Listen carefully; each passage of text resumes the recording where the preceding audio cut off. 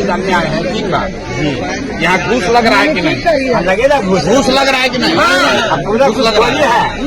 पूरा कुछ hello block में राशन कार्ड है? राशन कार्ड में कै किलो अनाज मिल रहा है? 4 की 5? 1 किलो चोरी कर रहा है। 4 किलो मिल रहा है।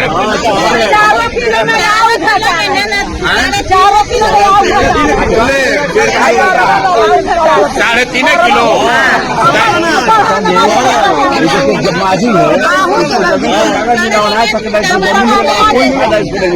आपको जो जमीन में 11 में लिखा हुआ है, 11 में है लिखा हुआ कि 11 में आपको जमीन मिल गया, आज तक नहीं मिला है। डीएम एसडीएम कुछ नहीं कर रहा है, बीडीओ सीओ कुछ नहीं। जब नीतीश बाबू जब आए आप काहे नहीं बोले? नहीं ना मिले सर, गाड़ी से निकल में लेकिन